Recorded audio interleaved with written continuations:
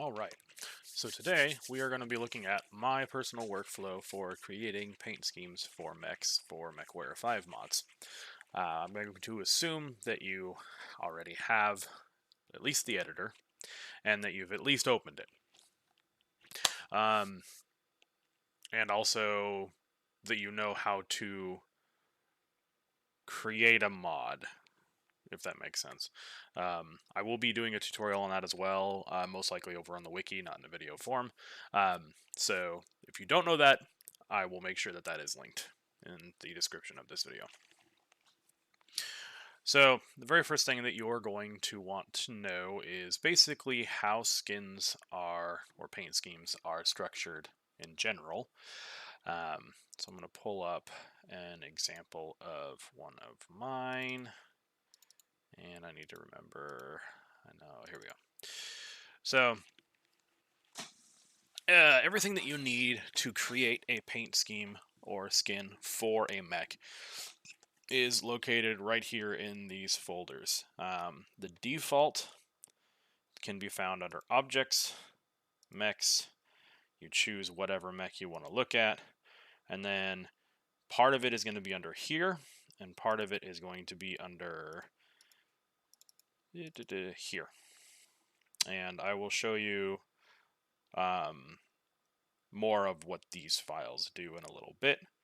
But this is the default configuration. I have it set up a little bit differently because I like to be able to package specific themes, which I can explain at some other time. That's not too important to this tutorial. So, back to our awesome here. So, skins are made up of a few different files depending on how complex you want to get with the skin. The most basic is going to be this SKN file and a RGB mask, which looks a bit like this.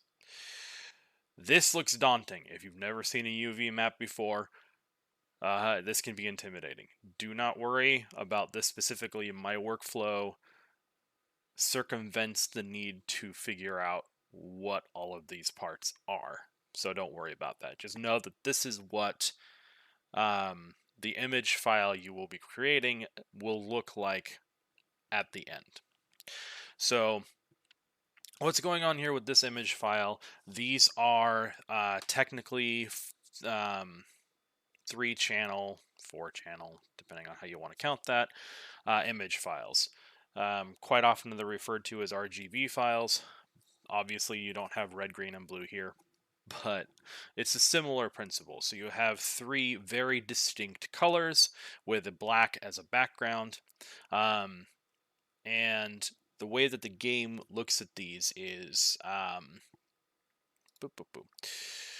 So I have to actually go look at this because I cannot remember. I know red is your primary color here in your setting, right here.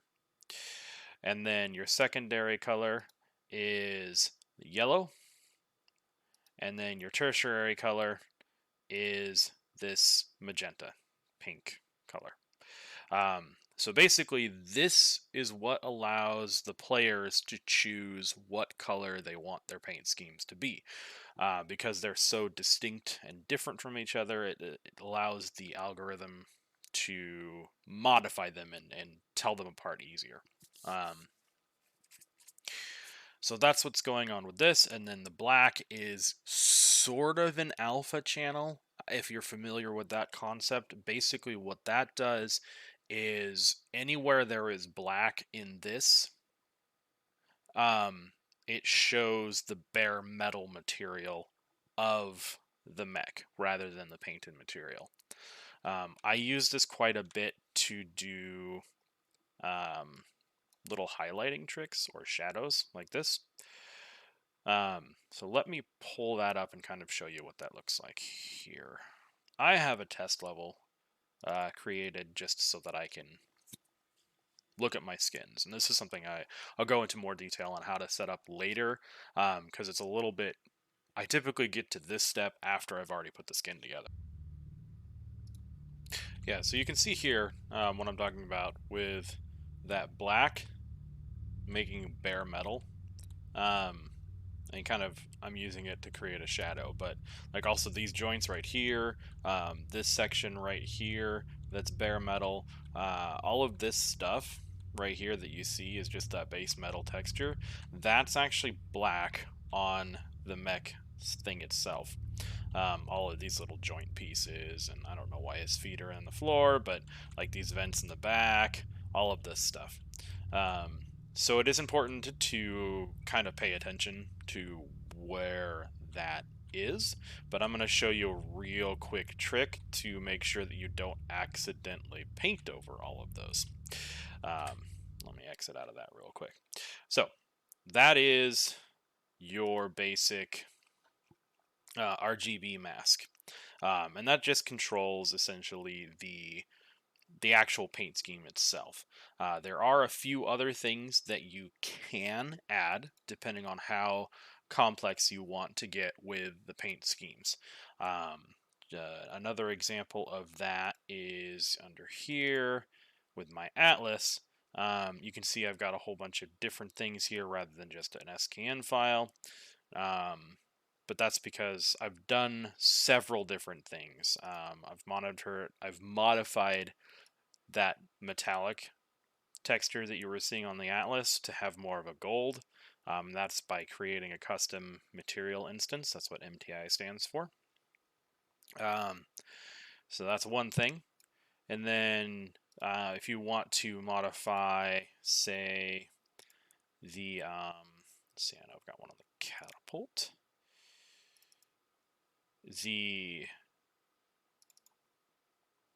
So I'm sure some of you have seen the hex glowy texture thing that I have. So this is an EMS or emissive layer. This controls all of those glowy parts on the mech. So by modifying that, I was able to add this hexagonal mesh. And then on top of that, I did need to go in and create a custom MTI for that because the emissive strength and color are actually handled in the MTI, not in that mask layer. But this is more advanced stuff. It's not really anything you need for just basic paint schemes. The other important thing that you do need for basic paint schemes is, we're going to go back to, so basic paint schemes, you need the RGB mask right here. This is the standard naming convention, mech, body, whatever the paint scheme name is, and then MSK. These are typically saved out as TGA files. I will switch back and forth between that and PNGs depending on what I'm doing. Most of the time I try to package TGAs though, just because they're more efficient. But anyway, RGB mask and then the SKN file. So with the SKN files, these contain this is basically the thing that tells the game all of the different components that come together to make a paint scheme. So up here, supported mechs, this tells the game, okay, what mechs am I putting it on? Unfortunately, you do, at this moment, have to tag each individual variant of whatever mech you are doing this scheme for. Hopefully they'll change that with the DLC free update. I don't know for certain. I would much prefer to just be able to tag the mech and then have it automatically apply to all variants, but that is not the way it works right now. So you do need to make sure that you have all of the variant designations in here. And I actually have more than what's in the standard game because I also have support for Merc-Tech added variants and Pirate Tech added variants. So you're going to see more in this list than you would standard. So that's what this part does. Then down here, this is the call to that material instance. This one's just using the generic one. Every single mech has a mech specific material instance that it calls to, and so that's what that is. This is that mask that I showed you. So this is the important one. This is the one that you're going to be changing. And when I set this up later after we're done, I'll show you how to go through this. That's pretty explanatory. Normal mapping, that's more for if you're actually importing models, like made from scratch models. This really doesn't come into play much when you're doing custom paint schemes, so this isn't important. We already talked about the emissive mask and then the variant, which the awesome actually does not have any variant assets, but basically what those are is like the missile pods on the catapult are a variant asset, and actually the catapult is the mech that I'm going to be doing a skin on, so I'll kind of show you more what that's referring to when we get to that. But essentially the body textures and the weapon variant geometry textures are actually two separate different files. So that's what this is referring to. And then it just keeps going down and going to down and going to down. And again, I'll show you how to set all this stuff up later. It's mainly just building the references so that all of the files are called to the right thing. And then down here, we kind of already talked about this a little bit. This is your default primary color, default secondary color, default tertiary color. They have RGB values. You can also use hex code. And you can actually save. This is something they have in the editor, but not in the base game for whatever reason. You can save themes, so when you're doing one paint scheme on multiple different mechs, you can see here, you can just load the theme, and boom, done. And then down here, this is the name. So this is the name that will appear in-game. And then this is that little icon that shows up next to represent the paint scheme in game. That's what that is. And then if you wanted to, you could hide it behind a DLC or a pre-order or lock the colors, but I don't ever do that because I like to let people do what they want with my stuff. So that is that. So while we're still in the editor, you are going to need a few things to do my specific workflow for the paint schemes. So we're going to go back up to the base files. Make sure that you're up in content, not in your mod content, right? Go to objects, go down to mechs. We're going to open this. We're going to work on the catapult. So I'm going to open the catapult. I'm going to go into model. I'm going to go into body. Now what you're going to look for is you're going to look for catapult SKM. All right. Right click that. Go to asset actions, hit export. And then you should have a where do you want to export this to. Now I technically already have the catapult SKM skeletal mesh exported, so I'm not going to do this, but you're going to want to pick your file and put it wherever you want is easiest for you. Then the next thing that you're going to look for is, thank you, autosave. Go down, this is normally towards the bottom. You're going to want to get catapult TP cockpit DM0. Okay, so the difference between these two is one is the damaged mesh, one is the standard. And you can always double click on these and look at them if you want to know exactly what's going on. So this is the actual like cockpit window assets, right?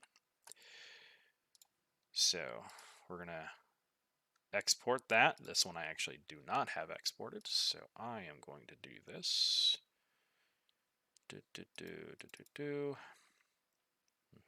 Boop. Just like this. Export. All right. All right. And then I already have the missile pods exported, but you're going to want to do the same for those. I don't know this for certain, so we're going to find this out through the course of this tutorial, but I am pretty sure. Let's see. I'll go find those for you. So they're right here under weapons. If you click up on these, I'll navigate back. And again, you're looking for the skeletal meshes. So you can look and see L, H, PPCs, and so on and so forth. Most of these ones that are like center torso, side torso, these are not really going to have a whole lot of texturing on them. Because basically this entire barrel right here is going to be the default material weapon texture. So even if you do a paint scheme, you're not going to see anything on here. It's going to be up in this area right here, which really isn't a huge amount. And I'll show you a way to make sure that those always get colored with something, even if they're not like specifically detailed, if that makes sense. But with the catapult, because it has such huge ear pods, that is one thing that you're going to want to go through and find. I'll pop this open to show you why it's important to texture this. This is a huge asset. Like this is, I mean, you can picture it on the catapult. This is a very large piece of it. So you're going to want to put some of your paint scheme specific details on this. So it's a good idea to export these. And make sure it's the MH1, not the MH2. The MH2 is, well, I opened the wrong one, but it's literally just a flat mesh and it's not really going to show up much at all. But yeah, you're going to want the left. You're going to want the left and the right upper arm MH1 missile 20 and get both of those pulled out. All right. Now, once we've got all of that done, then we can go to the last thing, which go to model, body, materials, textures. So my specific method relies pretty heavily on these. All right. So what these are, this is just a template. I don't know if this was just something that PGI used as part of part of their process or something that was added for modders. Either way, I am immensely grateful this exists. So what this is just, as you can see, just a single color template for the paint schemes. I use this all the time, and I'll show you later on what exactly I use this for. But that's one thing that you're going to want to export. I'm going to go export it just because I'm not 100% certain I actually have it. I do right there. Okay. And then another one that you're going to want to export is this, body normal. All right. So get those two. And then also variant. So find not default, because the default will actually have details on it, which we don't want, though this one does not. So we might be able to use that one. But the default for other ones will often have stripes on it in different colors. Yeah, these two right here.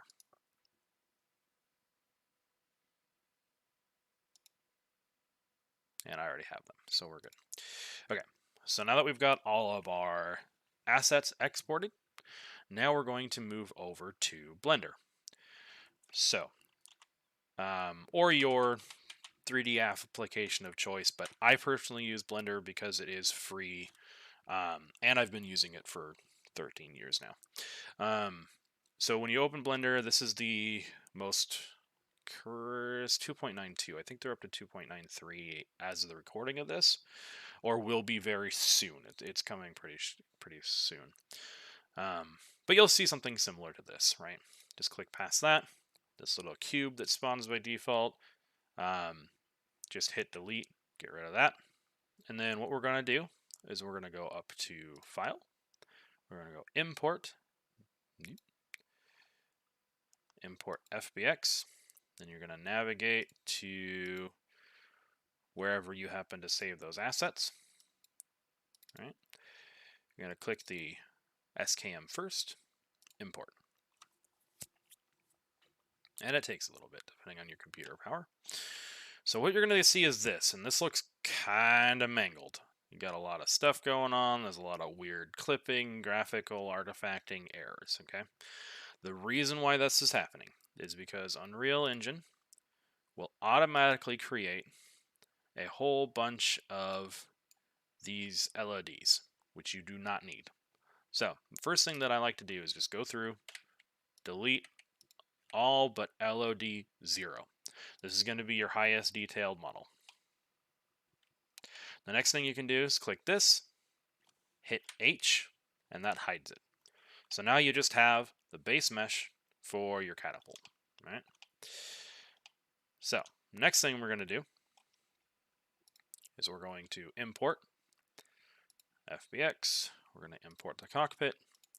Now cockpit's going to be the same deal, where we've got this kind of thing. It's also going to come in rotated weird. So that's something we'll have to deal with. So again, go through here.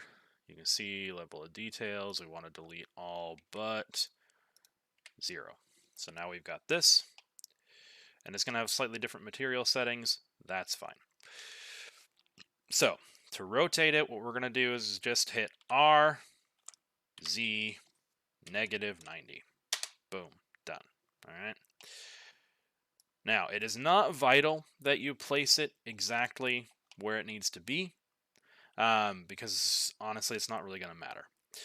I'm going to, just because I think it's going to help a little bit with us in terms of figuring out exactly where everything goes. But again, it's not too crazy important. And honestly, there's not even a whole lot of painted surface on here that you probably could just leave this part out. But we're going to have it in just because. Why not? So if you hold down on Shift, well, grab one of the little things and then hold down on Shift, you'll move much slower. This allows you a much more precise positioning. I think that is pretty much exactly where we need it. So we're going to leave it like that. All right. Now, we're going to get those missile pods in.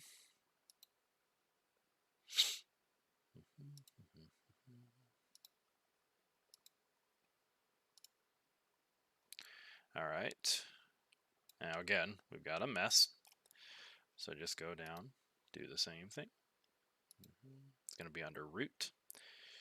And then poop, pop.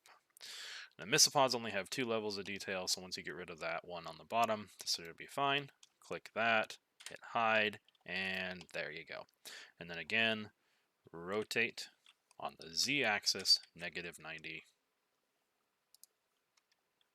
Rotate Z-axis, 90 degrees. All right, and this is the left pod, so we're going to go over here.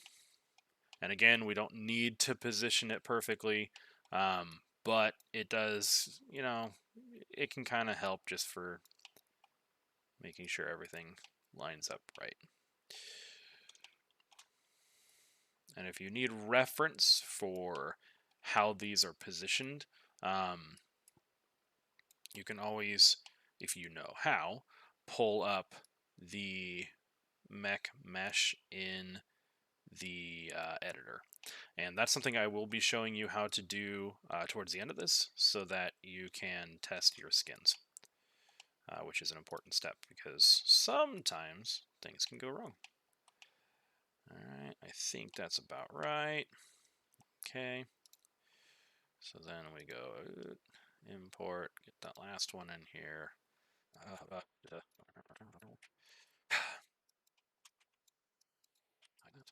And this one came in upside down for some reason. That's very interesting. Sometimes these things are strange.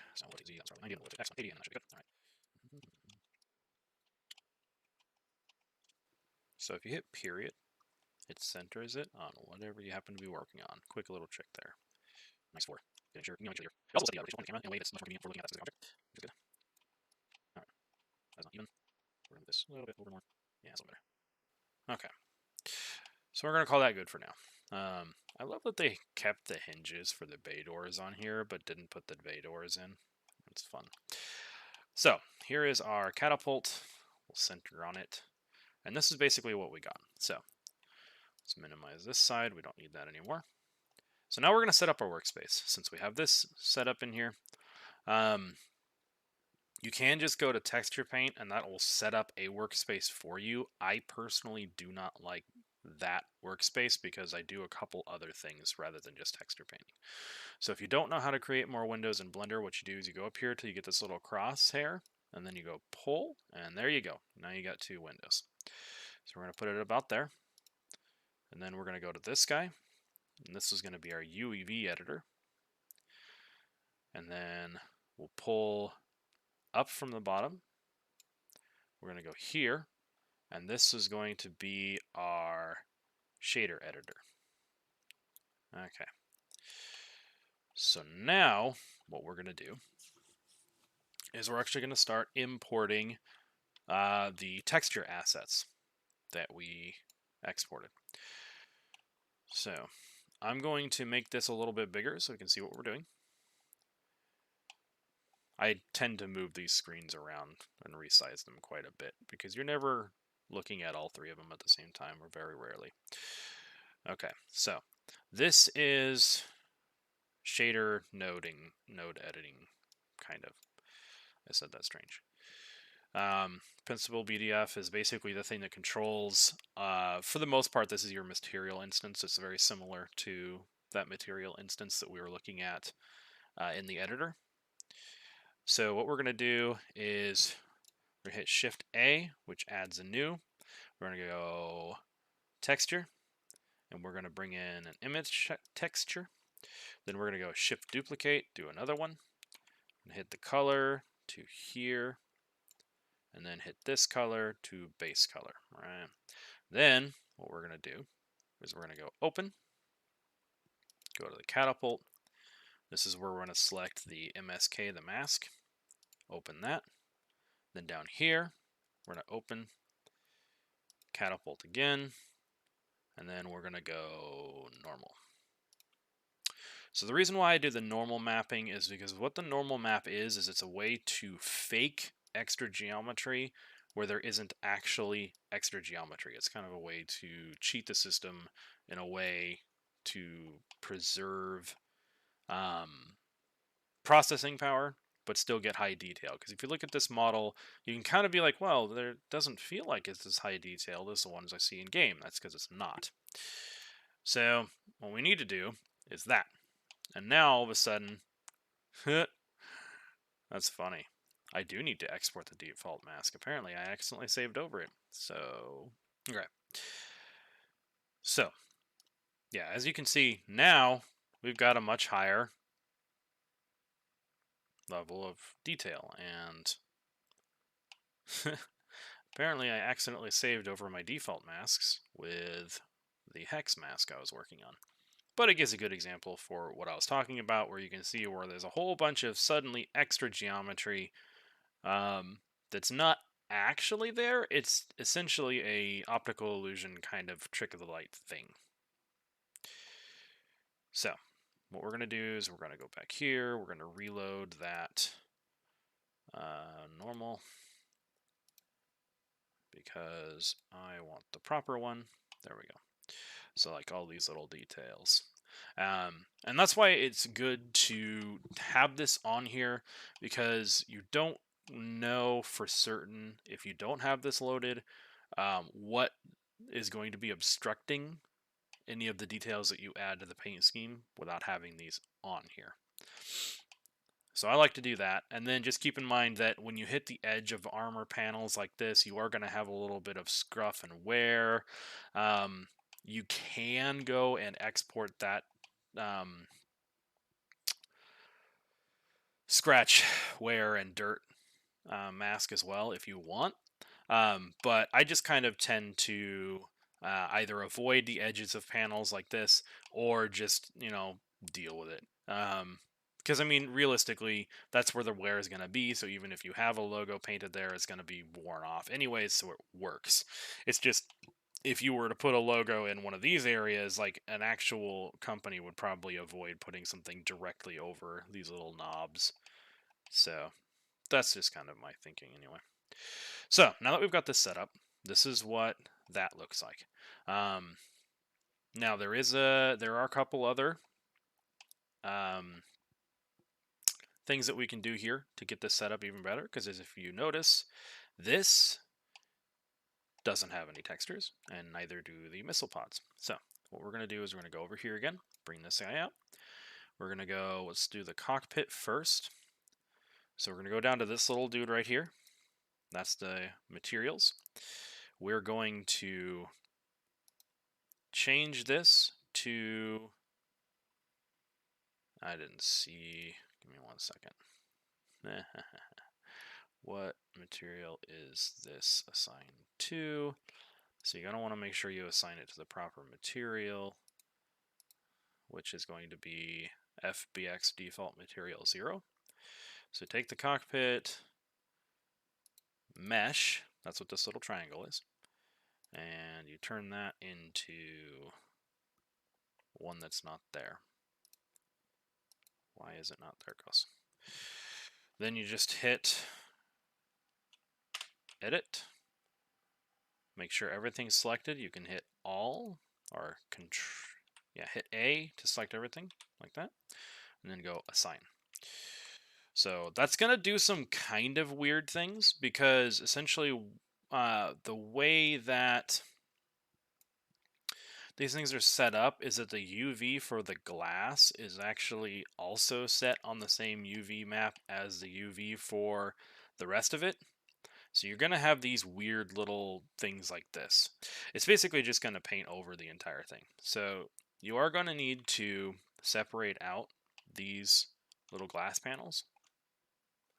So one thing that you can do is if you go and you select, make sure you have select by faces. Go here, and then you hit Control L. That selects all linked. Shift select, Control L, Shift select, and you can just kind of do this all at one time. Boom. So this is one really fast way of selecting a whole bunch of different things. And most of the time, the way that these mechs are built is that these kinds of panels like this are all individual assets that have been combined later, essentially.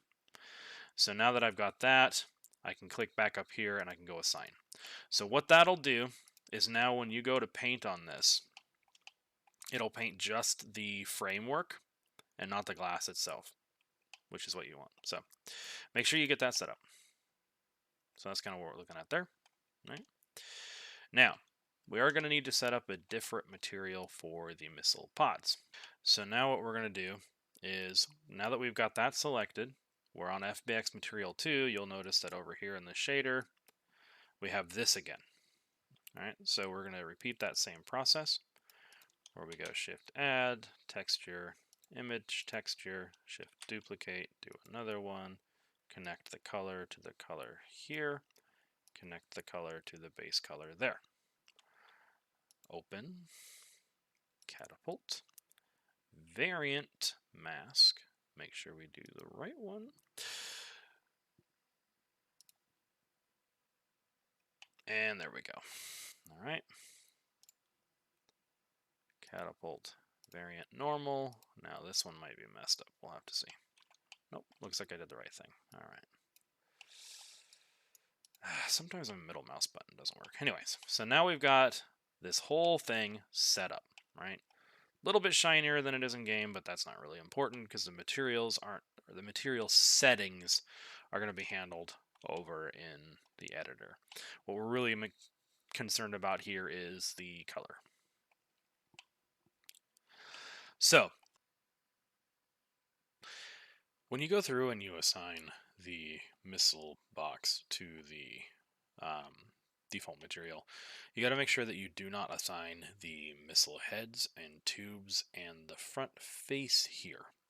That needs to be separate. So basically you go through, select them with the Control L, all these little faces like this, and then once you get that done, hit assign. I didn't do this little hinge on top either because I know that's going to be bare metal, so I didn't really see the point. But yeah, you want to make sure that you do not get these, especially the missile heads in here, because those actually have their own material and thus their own texture file. And if you go through and you select all of those and assign them all to the same material, and you do something like a bucket fill, which we'll actually be doing later, it will crash your Blender, because the Blender will go, well, where am I supposed to put these colors? Because I don't have a texture for it. So make sure these do not get assigned to this material that we're doing right now. When you go through and paint, so what we need to do is we need to select an object in the scene, go up here and go to texture paint. And when you go through and paint, you notice that these have been grayed out. So it's only going to paint on this object right now. So just keep that in mind when you're going through. There is a way to set them up and combine them, but there is a small chance that it might screw up the UVs, so it's really better to just keep them separate like this and just have them positioned so you kind of get a good idea of where things are. This is why I was saying it doesn't really matter about the positioning, because you're not going to be painting, not likely, going to be painting on this entire section at one time.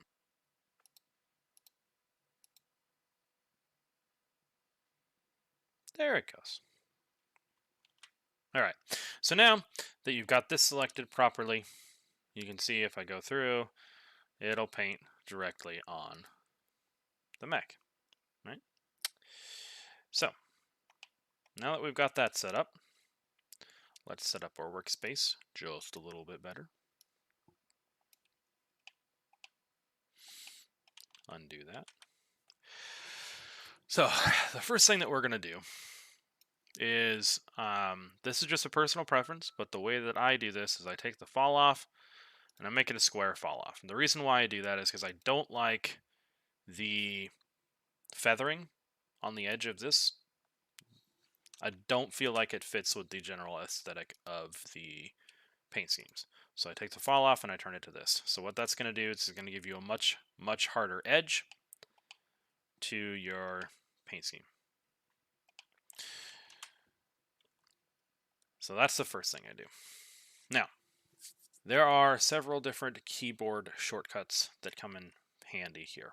So that's side view, that's 1. That's front view, 3. That's top view. All right. 9 will reverse whatever view you happen to be in. So if I'm in side view and I hit 9, it flips it to the other side. Flips it to the other side. Right? You can hit, notice the difference here. So this is technically orthographic, and this is 3D. Anytime you hit any of the directional, it'll also flip it into orthographic. So if you want not orthographic, that's what 5 does. And then these just move them around a little bit if you want to use those instead of the middle mouse button, which is what I've been using. So before we start looking at our textures, I kind of wanted to show you all exactly what the UV maps kind of look like. So again, you've got this image file again, which is the things. So if you have an object selected and you hit tab, that'll go into edit mode. And notice all of this nasty looking clutter that just showed up. So these are the actual UVs that exist for the mesh. So essentially what this is it's the system, so like this section right here, that is right here. So it's essentially the mesh that's unwrapped onto a flat surface. It's the best way to think about it. So what you're seeing here is that it's already done. So thankfully you don't have to do any of this work. But what that does mean is that the image file that you're creating, what's underneath these little things that are called islands, has to match up with these. So if I put something right here, it's not going to display on anything. It's got to be within the boundaries of this so that it will map correctly to the front of the catapult. You also notice this one doesn't have one. Well, that is because that is this. And then this is the glass that we excluded from the material that we're painting on. So not only can different objects share the same UV, they can also be different. So for example, if I select this and I go into edit, you're going to see that those don't show up on here at all. Those don't match up with what's going on. The reason why that is because you actually need to go to the variant, and you're going to see, oh, that does now match up. So this is why we've loaded the two different textures in, and this is basically what happens. So if I were to paint somewhere on like the side of here, that's going to show up right here. Or more likely on the top. I think that's the top. Yeah. And that's basically what all this is. Not super important to know about if you're just doing paint schemes and you're using this specific method, but it is nice to know, especially if you're going to be doing any sort of modeling. Though if you're going to be doing modeling, hopefully you've had some experience with UV wrapping before. So once you get to this point and you've got everything set up, it's a good idea to save this as a blend file. That way you can just access it later. Now, we're going to use a stencil, because what I'm doing is I'm going to be working on the Magistry of Canopus paint scheme that has been requested. So make sure you go down to this little checkerboard, texture properties, open that, go down to here. It should be image or movie by default. Go down to here, open. If you have a graphical asset that you can use, go ahead and use that. I'm just kind of showing you how I do it. I have a whole bunch of them, as you can see, that I use for various different skins, and these all just kind of live on my hard drive. So this is just a tabard, and you can see I've already got it set up in those colors that we were talking about earlier. So then you go up here to texture, tiled, stencil, and that'll show this. So then if you hold down on right mouse button, you can move it. If you do left mouse, you'll paint with it. We're going to undo that. So let's try to get this positioned as well as possible. Notice if you zoom in, it will kind of move the position out of whack. So you want to make sure that once you get the stencil positioned, that you're going to want to kind of stay at whatever zoom level you're working at, which is one disadvantage to this specific method. But if you're just doing base blocking in colors, it's not too important to be zooming in and out all the time.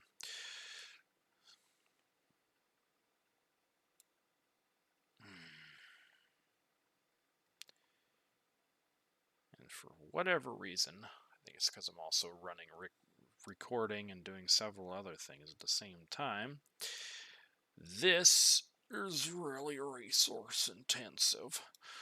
So normally it doesn't move this slow for me. I think, again, it's because I have so many other programs open right now. But Blender is a fairly RAM-heavy program, so that is one thing to keep in mind while you're doing this, is, just be aware of that. So then we're going to flip, make sure this gets positioned again properly, and keep in mind that because we flipped it, right, this side now should be the pink side. So the way that I do that is I just go angle 90, since it's a thing, with this specific image, that's the best way to flip it. Just rotate it. Kind of does the same thing. There is a way to do it under mapping down here. Mirror X. But I don't need to do that for this.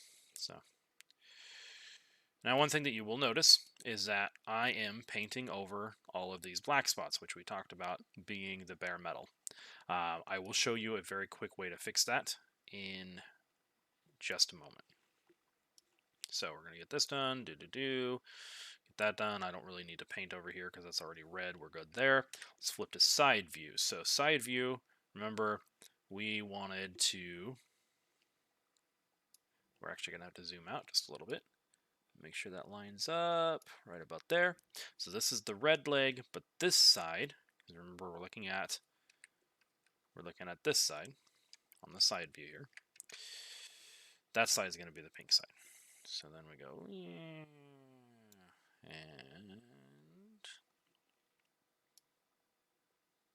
and notice it's not painting over the missile pods or the cockpit. I will do those in a minute. Also notice I didn't get this little spit here. So what we can do if we want to get that, is just kind of go boop. But be aware that whole circle there, that is your entire brush. So always be cautious of that. And then hit 9, flip to the other side. This is the purple spot, which you can kind of already tell because it's got some outlining. So we're going to go whoop. Now, one of the things that can happen, and I'm going to see if it actually happened. One of the things that can happen with this is that sometimes the legs are not like perfectly in front of each other. And so what you might end up seeing is you might get some, see there's a little bit of pink shadowing right here, which we don't want that. This is going to happen, this kind of stuff, because these two little rings, those are in the UV mapping. You know, we talked about those islands. Those two UV maps are actually overlapping. But this is going to be a black texture, so we don't really have to worry about that. But if you look here, you can see there's a little bit of pink shadowing on these, which we don't want.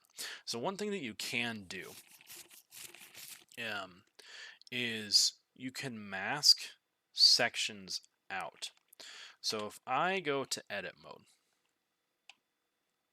and then I go down to this little thing right here, this little upside down triangle, this is going to show you all of the vertex groups, which, here we go. So if I go to, there's a lot of them.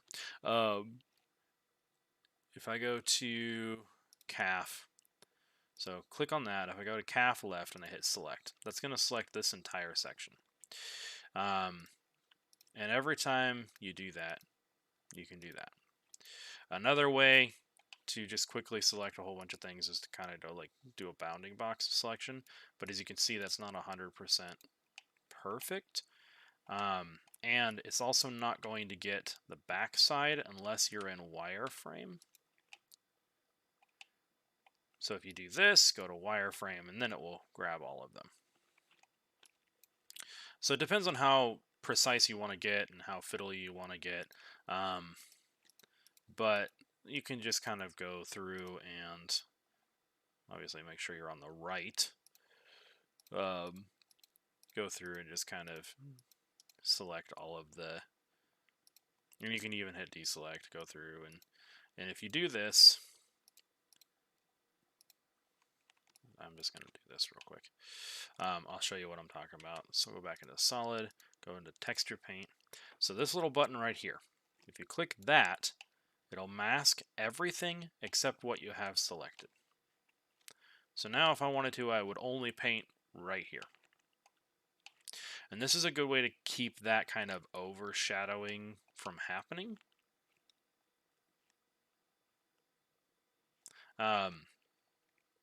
I'm personally not too concerned about it, but it is something that you can do if you do not want that to happen. So there you go. So we're going to turn that back off. We're going to finish up this thing here. So far we're looking all right. We don't have the top down set up very well. So this is an instance where I probably would do some masking because I don't want the leg. I only want this torso here. So if I do torso right, gotta go to that first. And so that'll get the rear. That'll get that section.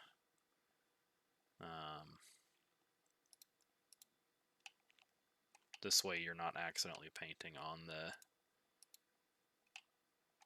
little leg there. So if I do that, go into and hit this, then I'm only going to paint on there. And that way you don't painting over the toes down here, and that way you can just kind of zoop.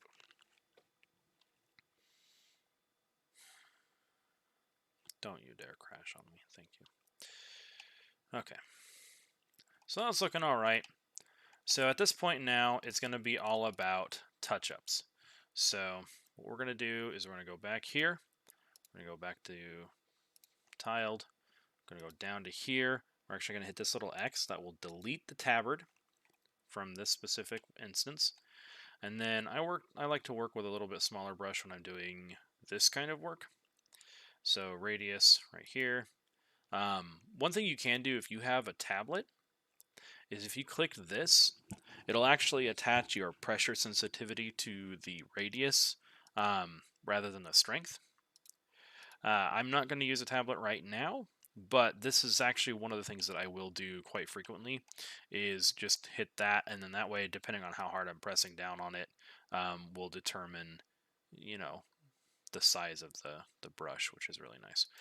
But instead, I'm just going to go 25. That way it's a little bit smaller. Make sure you're working in the color that you want to work with. The easiest way to figure this out is that it's extremes. So if I just take the green out, there we go. That's the color I'm working with.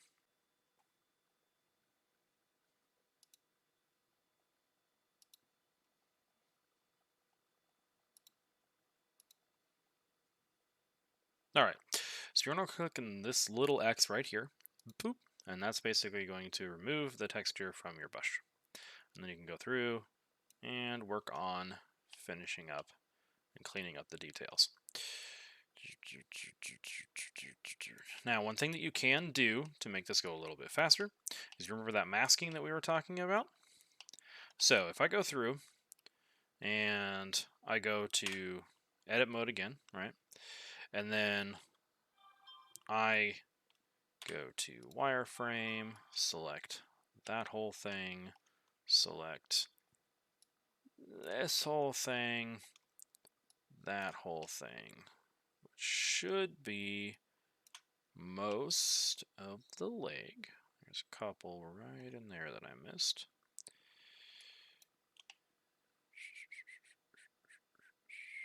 Like so.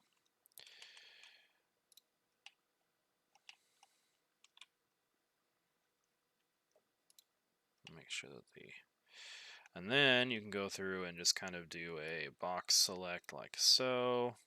Oops. Which isn't going to work too perfectly because of the fact that these faces go all the way across. So you're going to want to be mindful of that. But we can kind of go through and get these. Kind of do this sort of thing.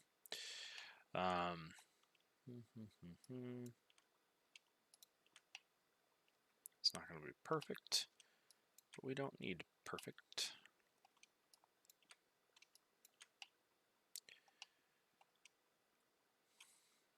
Chances are most of that's going to be black anyways.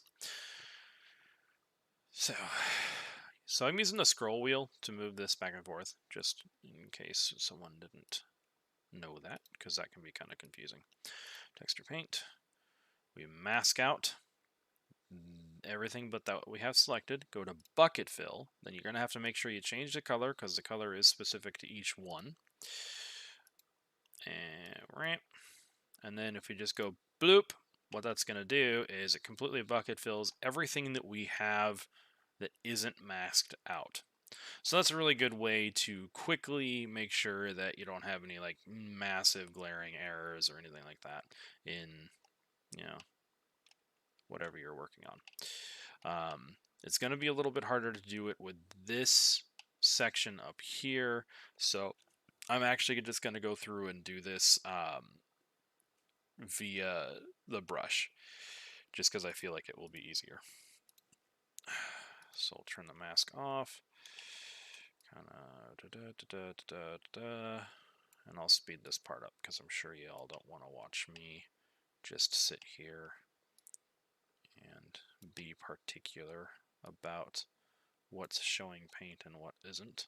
One thing I will say is that I am of the philosophy that you do not need to be perfect on this exactly, because at least in my mind, I've always envisioned that this painting process is like massive error airbrushing, gigantic, you know, mech-sized, essentially just spray on paint, and that because it would be based on the quality of the people maintaining it, and as we know, especially the era that this game is based in, quality of maintenance is somewhat lacking sometimes.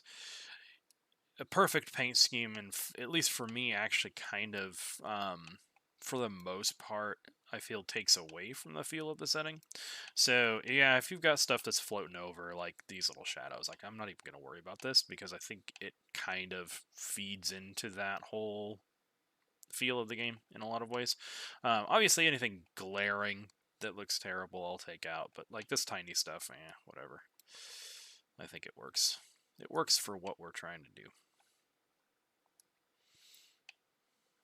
Okay, I think we're going to call this good enough for now. So now what we're going to do is we are going to go back to object mode. We're going to select this guy. We're going to go back into texture paint. So what I'm going to do here, rather than using the tabard, which we've already taken off of there, even though we could just go here and then reapply it. But what I'm going to do is I'm actually going to show you something else that I do quite frequently, and that's go to stroke, go to line.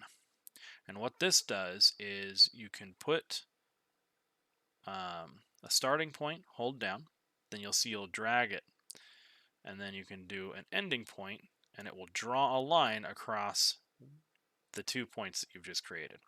So I just, right there, cut that whole thing in half. Boom, done. All right, we're going to put a stripe right here, and then we're going to put another stripe right here. So, first things first, let's mask things out so that we don't accidentally grab the wrong things.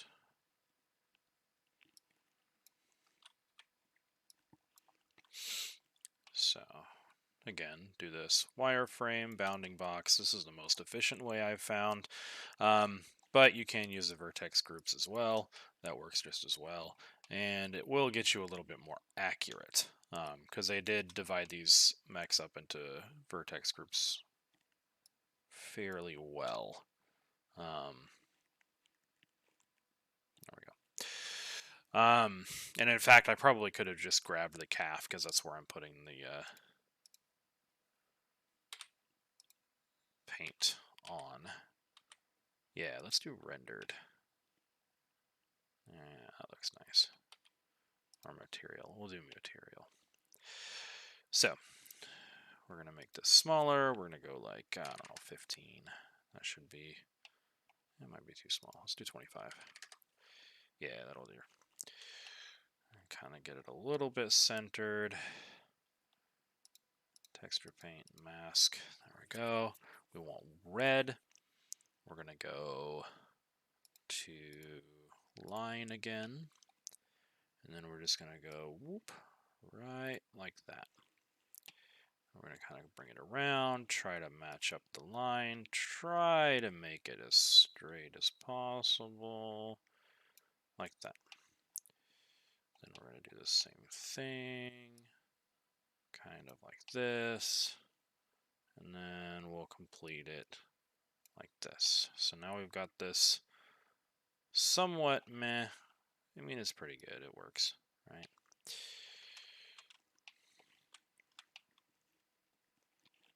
I'm not too happy with that back end. It's because of the perspective here.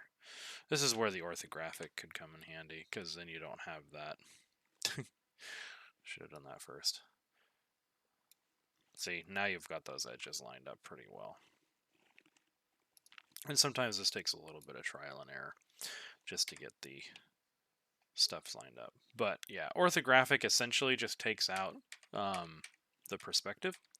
So it can be really useful for this sort of work here, where you're trying to get a specific line across things.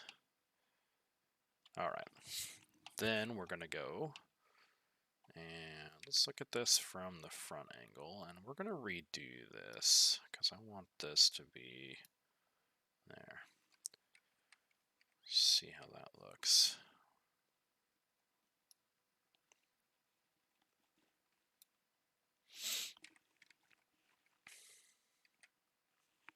Yeah, it's a little bit better. Yeah. Yeah, there we go. Okay. Now we're going to take it. I'm going to do a smaller brush. This one will probably do 15, maybe even. Oop.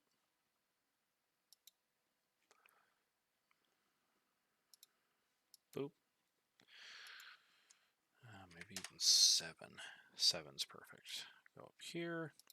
And this is going to be yellow, which is green and red. So then we got that. Boom. And boom. Approximately. Now, I like to work around because it's easier to line it up when you're doing this kind of work than it is to flip back and forth like I was just doing. That way you can kind of get these better straight lines, and then you can do this, and then you've got something to line up with, you know.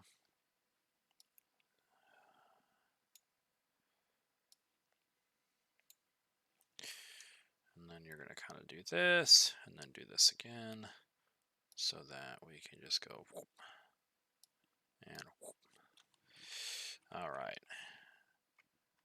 Go back, do this again, kind of clean up that little edge there. There you go. Yeah, that wasn't so good. Yeah, that'll work. Okay. So, now we've got a nice stripe on the leg, and that is basically done.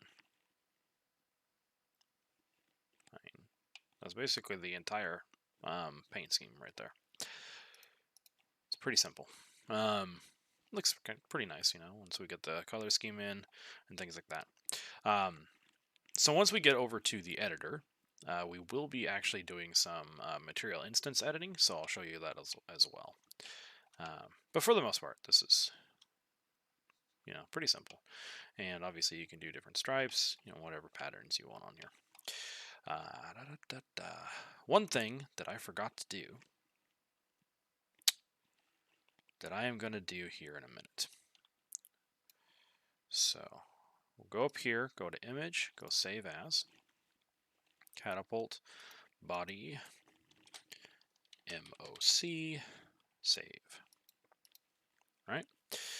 Now what I forgot to do was I actually wanted to, hopefully we can go back far enough. I actually wanted to save this, and I'll show you why.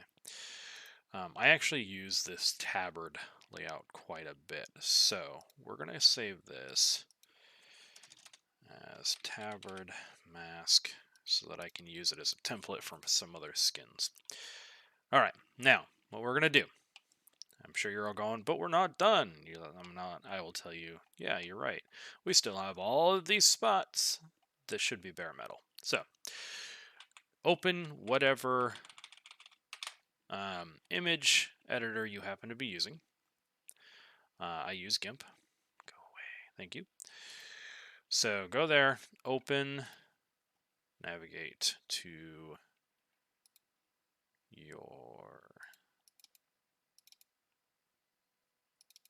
where you're saving these files. You're going to want to go down to the mask that we just saved, which is this one.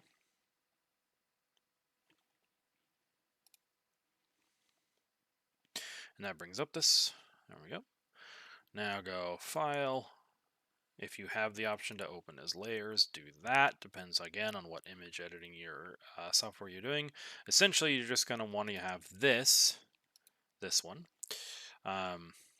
show up as a separate layer. All right, so there we go. So now we have boop, boop, boop, boop, right? So then what you do is you hopefully should have a select by color tool. First, what we're going to do is we're going to take this layer, and if you zoom in, you can see that these edges are fuzzy, right? We don't want that. So what we're going to do is we're going to go to color, brightness, contrast, crank the contrast up. And that essentially, it only really works with this because of the fact that it's, you know, 4-color, 3 and a black channel mask. But as you see, that sharpens the edges up. So do that, zoom back out, go back to this, select. So that selects all of the painted sections of the base mask. So then I'll hide that, go down to here, move this underneath, which is not letting me move for some reason. Why? Fine. There we go. So, and then what you do is, I selected the wrong one. You want to make sure you select the black, not the red. It looks the same, so it's pretty easy to mess up, but make sure you select the black, not the red. That's going to select all of the unpainted sections. And then go up here and hit delete. And it might take a bit, and if that happens, what that means is because we were working with TGAs, we do not have an alpha channel set to this layer. So make sure you have an alpha channel if you happen to be using GIMP. That's how you do it. You just right click, add alpha channel. So anyways, now that you have an alpha channel, you should be able to just do that. And now we've gotten rid of all of the sections that were supposed to be bare metal that we painted on. Boom, done. So then we can go back up to here. We can overwrite catapult like so. If we want to double check and make sure that everything is kosher, we can go into here and go down to your the shader that we set up and open that one. And now you can see all of those spots that were supposed to be not painted are now not painted. Easy fix. That's why I don't worry too much about accidentally painting over these spots, because it's a really, really simple fix.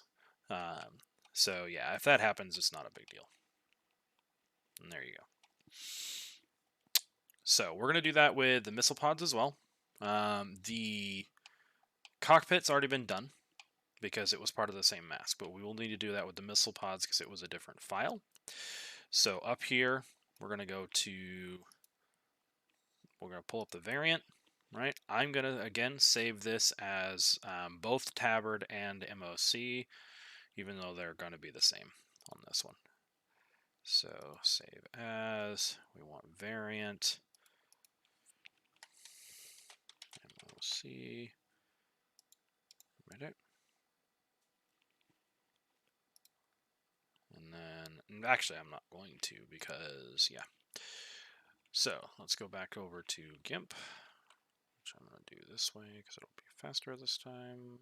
There you are. Okay. So this time we'll set open, go. That's interesting. Now we'll see this. Open as layers, variant, and if you notice, one, this is smaller, which we can fix that in a minute. But if you notice, the front facing of the missile pod there is not actually on there, so I was right about that. So we don't need to include that, and there's also some stuff down here that doesn't need to be done. So this came in as a smaller file, and that's mainly because MechWarrior 5, their paint textures are natively 4K, so they're 1496 by 1496. But the game sizes those images down to 2K. So in general, when I'm working with textures, I tend to work in 4K until I am basically to this stage, and then I will downsize to 2K. The downsizing is going to be one of the last things that you want to do because it's the best way to prevent loss of detail. But in general, the game doesn't really support above 2K natively. There is a mod that will fix that, so if you wanted to work for that mod, you can.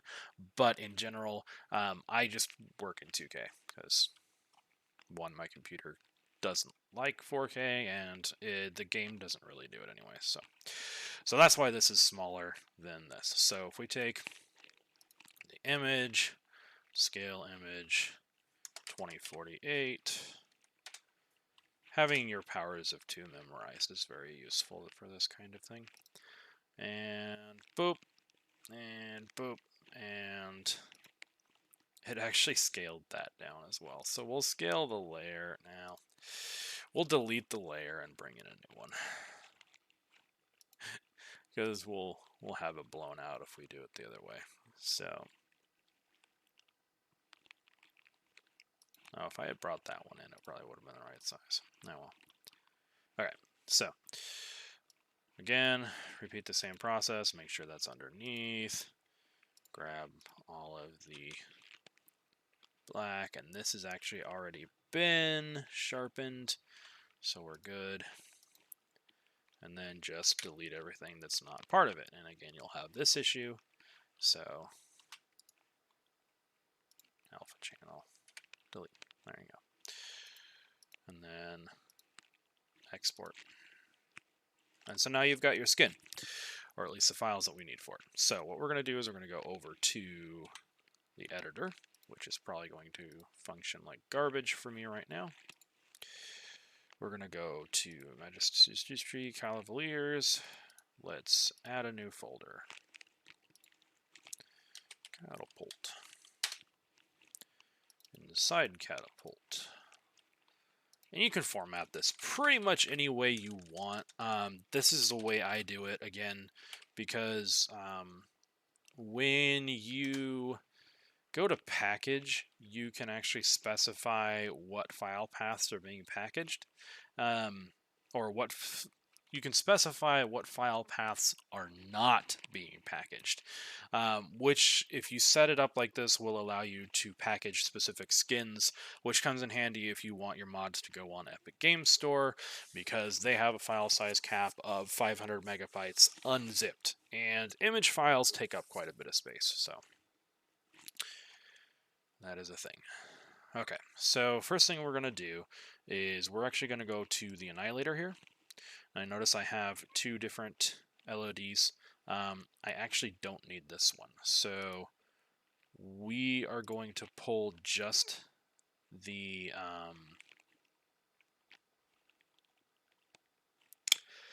this one, MTI. You drag and drop there. Make sure you hit copy, not move. If you move it, it will actually pull it out of this folder, put it in that one. So you want to copy here. It'll give you an error message, most likely. I'm surprised it did not. And then you're going to want to rename that.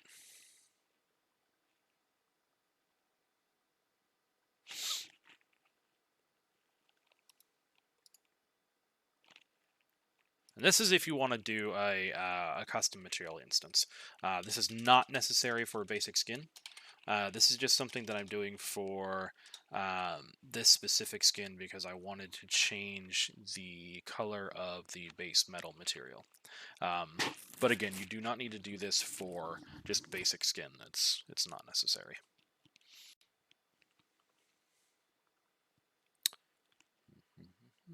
It's unbuilding the instances because I've renamed it.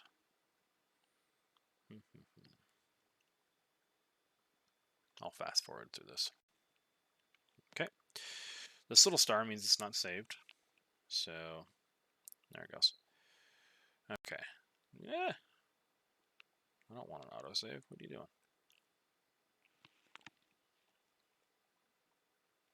Okay. Thank you. Now, the next thing that I'm going to do is I'm going to pull in an scan file. I'm actually going to pull one from another place that I already have one set up. I would suggest pulling one of those from the Mech Lab, or not the Mech Lab, the Mechs.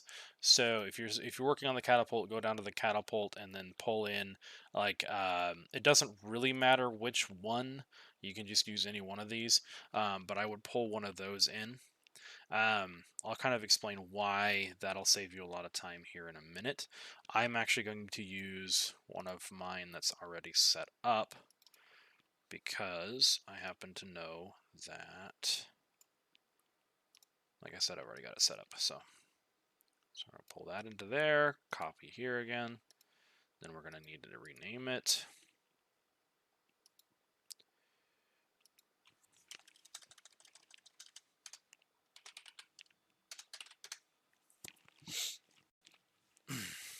Okay. Now, the reason why I like to do that is because of these. These will actually, doing that, if you copy it from another scan file and then rename it, it'll keep all of these tags, which saves you a lot of time. Not that these are really hard to set up. You just go into edit, and then you just go through and check those, and if you need to add more, you can add a new gameplay tag. You just have to make sure if you do that you match the designation exactly to whatever variant you're adding that for. But yeah, I don't really want to go through and redo all that. So then we have to set up a couple things here. So first off, we need to set up the material instance because, like I said, we have a different one for this skin. So select that here, and then this little arrow. Use selected asset from content browser. So if you just click that arrow, boop, it'll automatically put that in there. Same with this. So once we get the textures imported, which I need to do right now, we can do the same thing there. So let's go that. And you can import multiple items at the same time. So I'm going to select this guy and this guy. And that should bring both of those in. Yep, there we go. So then we want to save those so we don't have that little star, because sometimes having that little star will make them not render properly. So you want to make sure they're saved before you do this. So then you go there, select, boom, done. We're not doing anything with these, so we don't need to worry about changing any of those. This one does need to change again, so we'll go back up. That's not what I wanted to do. If this ever happens and you find yourself in a spot where you're not entirely sure where you are, you can always go up to the file that you need if you already have it in here and hit this little thing, and that'll take you right back to where you need to go. Anyways, boop. Going back to textures. That's the variant. So, one of the things about this specific one is that you're not likely, with the paint scheme that I have set up right now, the K2 is probably not going to be a full tabard. I'm going to check it out and see if that's acceptable. If it's not, then I'll fix it later.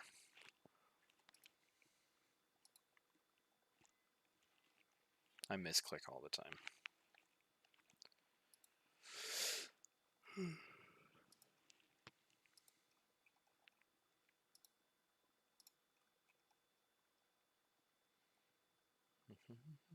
So as you can see, there's a lot of stuff that you can make specific to a skin. So if you really wanted to get creative, you could go through and change like the weapon materials for a specific skin, the missile heads for a specific skin, even the destroyed textures for a specific skin. It really depends. Like it's pretty extensive what you can do. For this, like I've even modified the normal map to add the illusion of more geometry. Like with my Dapless skin, the mustache and the monocle are actually done with the normal map as well to make them look like they're actually 3D assets attached to the mech when they're not. Yeah, there's quite a bit you can do here. You can even like play around with this. This is this file adds the paint scratches, the mud, and the overall like edge wear of the paint scheme.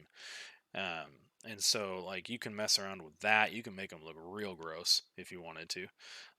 There's quite a bit. So at some point, I was actually thinking of doing like a rust bucket skin, which is just like totally garbage looking, for like some of the more like periphery colony skins and stuff like that. Would be kind of interesting. So with these ones, you should have 4 in total to do, and it's going to be the level of detail and variant and all of that stuff. If you don't hook all of them up, what you're going to find is that at different distances you might see different things, which will be a little bit odd.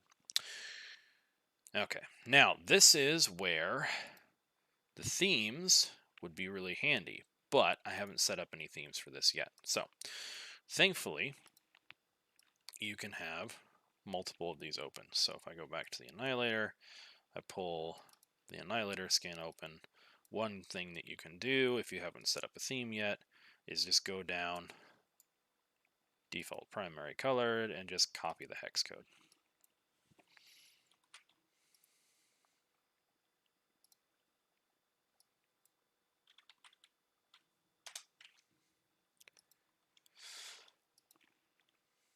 Though these are all like, I went with the extremes of all of the colors, so I probably could have just done that and been fine. But if you've got more nuanced colors, this is a good way to do it.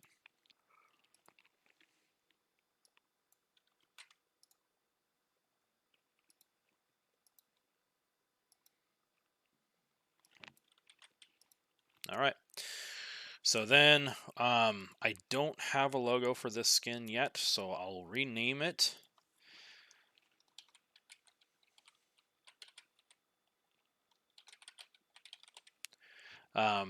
But when you do, it's just the exact same. I keep them here in this file, but you just build that reference and package it along with the mod. And it can be any image size. It'll rescale it, so you do kind of want to try to stay square as much as possible. But in general, that's the image that will show up, like I said earlier, in the actual game when you're going through the skins. All right, let's close that.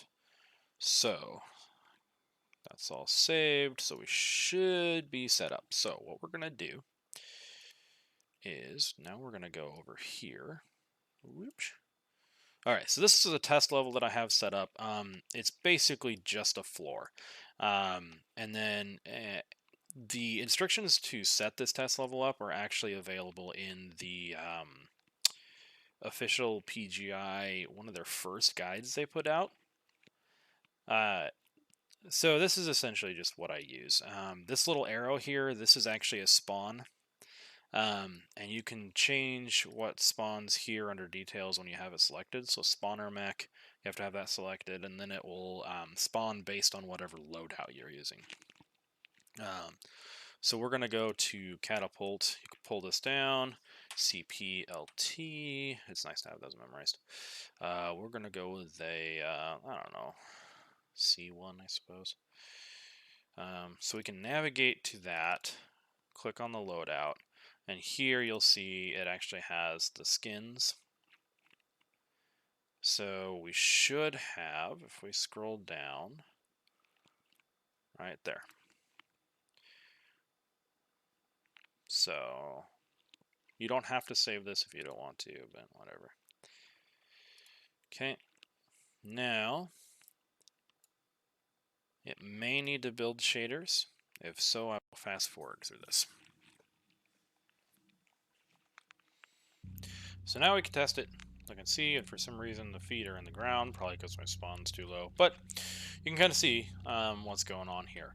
That material instance that I was talking about has changed the base metal from that kind of steel, dark blue kind of look to this kind of brass look. And then, you know, we've got the white and the red, and everything looks pretty good. I think it worked pretty well. So the missile pods are backwards, which is kind of interesting. But that's fine. I think it actually works better somehow. Well.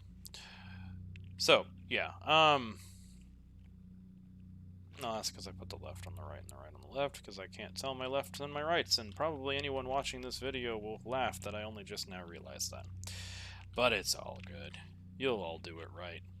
So, anyways, yeah, this is what you're looking at, and you know how I was talking about the base assets for the weapons. So for the most part, this is the most texturing you're gonna see for like a laser is these little panels here. And honestly, like it's such a small amount of a detail that I personally don't really see the point in spending a lot of time on it. And you can see it is textured already, and the color scheme does match. So it does modify the base colors of those assets. Um, so it's up to you whether you want to spend the time to export those or not. Um, but quite often, what you're going to find is that they're going to be like this, where it is literally just the weapon material that's showing and nothing else. And if that's the case, then there really would have been no point for me to actually spend time painting those. So, anyway, that is basically an introduction to how to set up paint schemes. Um, Basically, once this is done, at this point, you will be able to access this in game once it's packaged. Um, Beyond that, if you wanted to set it up so that it can hook to a faction, that's an extra step which I can go through in a different video. Um, but this is essentially from start to finish a basic paint scheme and a material instance. So there you go. Just as a note, if you wanted to package the mod, you have to make sure that you're actually out of the simulation. But you go up here, manage active mod, and then you say package mod, and it'll package it out, and then that's pretty much it.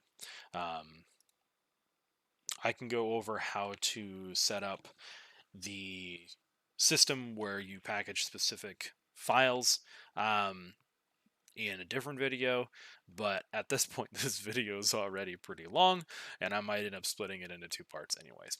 So anyways, thanks for watching.